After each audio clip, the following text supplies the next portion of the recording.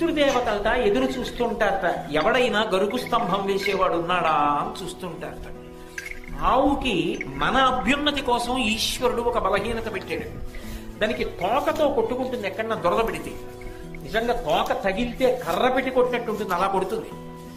ఇంకా వెనక్కి ఏదైనా వస్తే కొమ్ముతో గీరుకుంటుంది.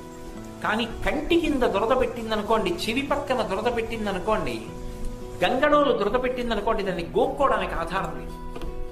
కాబట్టి అది బాధపడుతుంది. గరుకు స్తంభం అని వేస్తారు.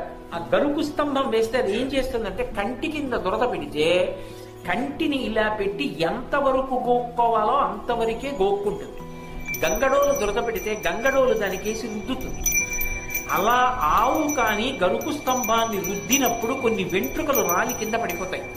పితృదేవతలు ఎదురు చూస్తుంటారు, సార్ నా వంశంలో ఎవడైనా గరుకు స్తంభం వేసేవాడు ఉన్నాడా. అలా వెంట్రుకలు కాని కింద పడ్డాయా, ఉత్తర క్షణంలో గరుకు స్తంభం వేసినటువంటి వాడి యొక్క 7 తరాల వాళ్ళని నరకలోకంలోంచి స్వర్గానికి ఉత్తీర్ణులు చేస్తారు. నేను చెప్పట్లేదు, వేదం చెప్తారు. ఒక గోవు నుండి అంతటి అభ్యున్నత ఉంది. పితృదేవతలత ఎదురు చూస్తుంటారట. ఎవడైనా గరుకు స్తంభం వేసేవాడు ఉన్నాడా అని చూస్తుంటారట. ఆవుకి మన అభ్యున్నతి కోసం ఈశ్వరుడు ఒక బలహీనత పెట్టాడు. దానికి తోకతో కొట్టుకుంటుంది ఎక్కడన్నా దొరద పెడితే. నిజంగా తోక తగిలితే కర్ర పెట్టి కొట్టినట్టు ఉంటుంది, అలా కొడుతుంది. ఇంకా వెనక్కి ఏదైనా వస్తే కొమ్ముతో గీరుకుంటుంది. కానీ కంటి కింద దురద పెట్టిందనుకోండి, చెవి పక్కన దురద పెట్టిందనుకోండి, గంగడోలు దురద పెట్టిందనుకోండి, దాన్ని గోక్కోవడానికి ఆధారం లేదు. కాబట్టి అది బాధపడుతుంది. గరుకు స్తంభం అని వేస్తారు.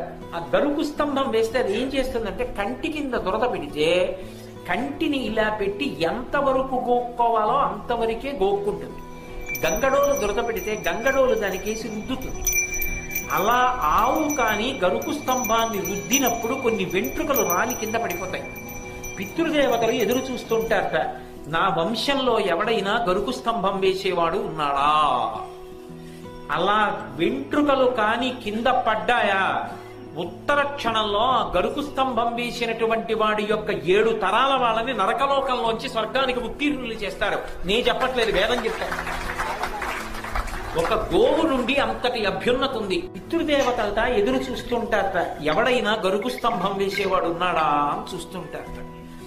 ఆవుకి మన అభ్యున్నతి కోసం ఈశ్వరుడు ఒక బలహీనత పెట్టాడు. దానికి తోకతో కొట్టుకుంటుంది ఎక్కడన్నా దొరద పెడితే. నిజంగా తోక తగిలితే కర్ర పెట్టి కొట్టినట్టు ఉంటుంది, అలా కొడుతుంది. ఇంకా వెనక్కి ఏదైనా వస్తే కొమ్ముతో గీరుకుంటుంది. కానీ కంటి కింద దురద పెట్టిందనుకోండి, చెవి పక్కన దురద పెట్టిందనుకోండి, గంగడోలు దురద పెట్టిందనుకోండి, దాన్ని గోక్కోవడానికి ఆధారం లేదు. కాబట్టి అది బాధపడుతుంది. గరుకు స్తంభం అని వేస్తారు.